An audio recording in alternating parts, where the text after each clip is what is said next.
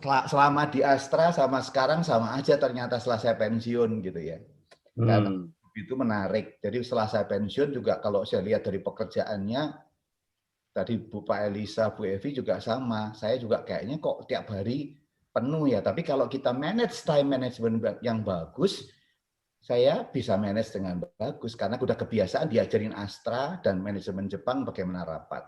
Saya sekarang adalah Komisaris Independen United Tractors, Chairman Audit Committee, juga Komisaris Independen PT Astra Autopart, Chairman Audit Committee dan Nomination Remuneration Committee. Saya member of Komite Remunerasi dan SDM Indonesian Investment Authority sama Bu Sri Mulyani, Pak Erik Thohir.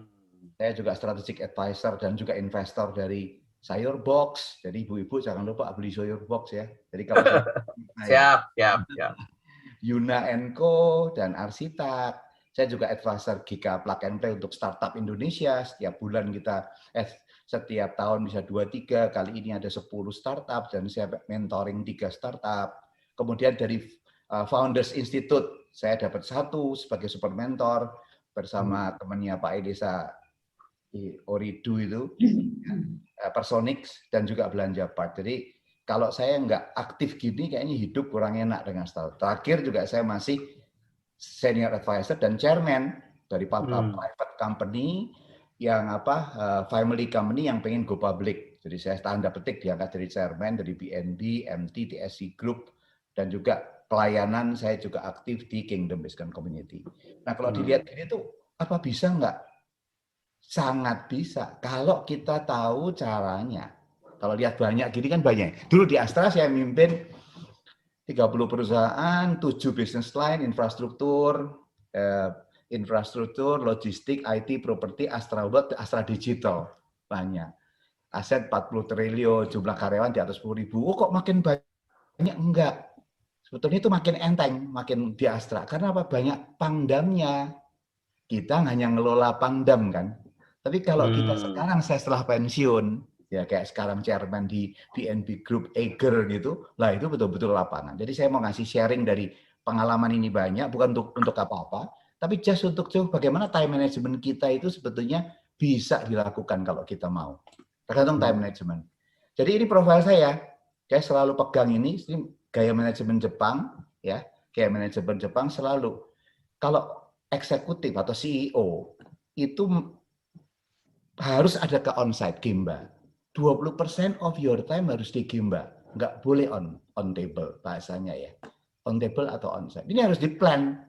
Jadi semua ke Gemba itu harus di-plan. Makanya di Astra ada Gemba meeting, Gemba ketemu gitu kan ya. Ini harus di-plan.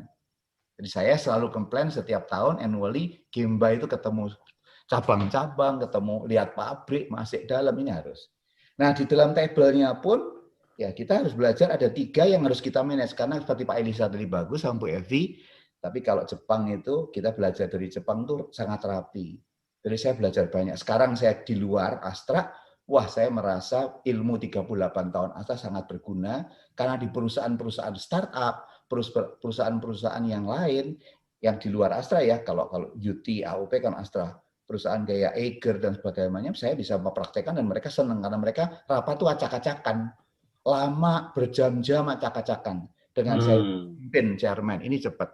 Jadi saya cuma bilang internal matters, PDCA, KPI, strategik, pokoknya cuma 40%. External matters, customer itu penting, supplier itu penting. Jangan hanya mikir AR, tapi AP, berapa yang kita bayar kepada pelanggan. Banyak orang mimpinya AR kan, AR review. Jadi duit kita di sana. Kita tidak pernah mikir AP lah. Kalau saya mikir AP, karena orang yang memberkati customer diberkati Tuhan. Percayalah. Kita bayar yang tepat, bayar. Saya selalu meeting bukan hanya AR nagihin kita. Itu external matter. Jadi bagaimana membuat customer kita, supplier kita tuh happy sama kita. Itu saya harus alokasikan. Kalau tidak, nanti penuh dengan internal matters. Dengan kita aja nguplek sendiri berjam-jam. Begitu dikasih tahu 4 jam juga habis 4 jam, 2 jam juga habis. Tapi begitu dikasih 2 jam dengan external matter, customer kita kayak gimana bagus.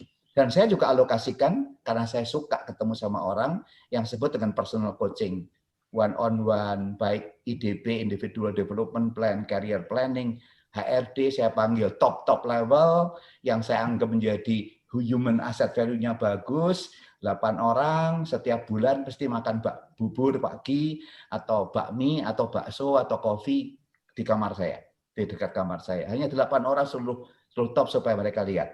Nah, ini yang saya cegah, yang saya juga belajar dari Jepang adalah kalau seorang CEO non-schedule-nya banyak, artinya dia organisasi kurang bagus. Harus schedule.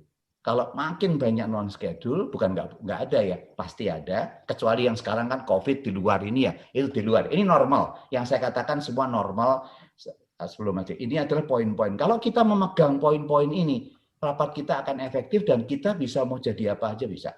Ya tergantung dari kita waktunya. Pak Elisa bilang ini adalah senjatanya kalau di Astra, PDCA. Jadi kita harus PDCA melakukan ini. Apa sih waktu kita plan? Ya, ini kembali di Astra. Ini plan yang saya praktekkan di luar sangat efektif. Nomor 1, meeting itu mesti ada purpose-nya. Ini approval atau update atau new material. Karena ada masing-masing. Kalau approval itu harinya berapa hari nanti masuk, update atau new material. Ini brainstorming session atau strategic review. Nah jelas nih, with the leader decision maker for the particular issues. Misalkan ada soal CSR, tidak selalu CEO saya ngerti kan, kamu yang mimpin ya, kamu yang mutusin. Direksi di bawah saya yang understand, yang kita ngasih input. Tidak selalu CEO, bahwa keputusan menjadi keputusan CEO, tapi kadang-kadang yang top tertentu, anak buah saya, direktur bidang tertentu, itu yang saya tunjuk. Hari ini, misalkan audit, kamu direktur ini, kamu yang mutusin kalau sampai ini, Anda yang jadi bagus. Timekeeper juga sangat penting. Board member siapa? Purpose. Nah, prepare material kita harus, tadi seperti Pak Elisa, kalau approval tuh di kita H-3.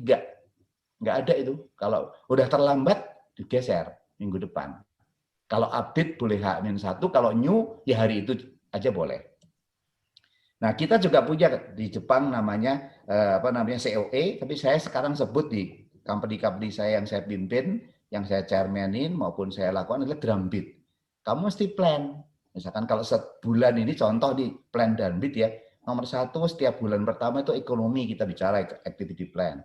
Week 2 bicara soal financial review. Jadi anak buah saya di Astra semua tahu week 2 kamu harus selesai financial review karena saya harus report ke Astra minggu ketiga itu saya harus review sama Astra. Minggu ketiga saya bicara operational review dan minggu 4 karena sekarang digital. Jadi mereka tahu persis setiap minggu itu topiknya tidak ngacak ya sesuai dengan ini waktu planning. Kekuatan Jepang yang saya belajar banyak, saya bersyukur di Astra adalah planning mereka sangat kuat sehingga waktu saya keluar, saya merasa ternyata ini bagus banget. Waktu 38 tahun saya nggak kerasa gitu ya. Kemudian timing dan allocation ya. Kalau untuk ada irregularities gitu, kita harus jelas ya. Ini kita timingnya X hours, misalkan 3 hours, maksimum 1 hours alone. Udah, karena berikutnya ada meeting berikutnya. Jadi kita udah tentukan from the beginning timing gitu ya. Kalau sampai terjadi. Yang kedua waktu manage prosesnya juga bagus. Priority on approval dulu. Jangan ngomong soal yang updated atau new material. Approval harus decide. Yes, no, improve kita harus cepat. Jadi waktu saya juga praktekkan dengan grupnya Indonesian Investment Authority, mereka kalang kabut karena saya jadi kayak timekeeper, jadi kayak caranya ini nggak bisa ini meeting kayak gini. Ini putusannya apa? Ini putusannya apa? Wah ini Astra banget sih, sampai orang-orang begitu ya. Jadi kalau Astra banget sih, itu semua. Iya. Kita kalau nggak gini pantas meeting panjang. Saya nggak mau meeting panjang, walaupun kita gini seminggu maksimum 2 jam. Jadi sekarang mereka biasa. Kalau terlambat dikit udah, sorry Pak Pulus terlambat 5 menit. Ya oke 5 menit, tapi nggak boleh. Walaupun saya bukan ketua, tapi saya mau mengajar kepada mereka bahwa prioritas sangat penting dan mereka juga menarik ya. Updated focus tergantung. New material boleh, idea sharing, tapi yang paling penting chairperson ini yang sering kali kita lupa. Ya kalau di Jepang nih saya belajar banyak, CEO itu ngomongnya terakhir. Kalau baru meeting, kemudian ownersnya ngomong, saya sekat lah. Kalau ngomong gimana kata Pak Edi, saya semua mau diajak ngomong. Kita tuh BOD atau direktur tuh terakhir dengerin, baru dia mutusin. Nah bedanya dengan orang-orang yang saya setelah di luar Astra, CEO-nya tuh unjuk gigi. Begitu ada peristiwa dulu dia ini, loh kamu yang kamu paling pinter ya bisa mesti ini tuh. Tapi kenapa? Kan kamu ngomong dulu, kamu terakhir. Gitu loh. Jadi ini yang sering kali saya bilang, ada waktu terakhir ada sama owner-owner, kita terakhir ya. Kita stop ngomong. Kalau ngomong kamu kena 10 juta, saya bilang gitu, ngomong duluan. Karena saya belajar di luar ini kok, CEO kok unjuk gigi atau owner unjuk gigi, kayaknya malah seneng kalau dibilang pinter sama anak buahnya. Ya wis mesti ini toh. Jadi ini yang sering kali jadi rapatnya jadi nggak karu-karuan. Nah yang kedua follow up the progress legally ini bagus. Ini saya belajar dari government. Saya belajar dari Indonesian Investment Authority. Wah kalau mereka follow up KDP-nya gimana, PDP-nya gimana, semuanya bagus. Begitu Selasa meeting, tadi hari ini saya meeting jam 11 lebih dikit, langsung jam 2 kurang dikit saya udah terima manage-nya. Karena ada staf khusus yang mikirin begitu. Jadi selalu kita meeting, yuk last meeting seperti apa. Dan decide kalau masih bilang. Jadi ini do. Nah kemudian kembali tadi ya, chairperson itu speak last ya. Kalau ada big gap ya harus dilihat. Oke, cek. Kalau dicek apa? PDCA, nah ini yang sering kali, ini yang saya belajar dari Jepang, cek the progress. Biasanya meeting, terus nggak ngerti yang lalu seperti apa. Nah ini progress ini sangat penting. Report the progress before next meeting. Nah kemudian baru ada outcome. Kemudian kita bikin, saya belajar lagi dari Jepang, gaya red light. Jadi kalau meeting soal apa internal report, red, yellow, green. Kita nggak usah ngomong yang green lah. Kita ngomong pertama red dulu. Kalau udah ada waktu yellow, green nggak usah. Jadi tidak perlu semua dibahas.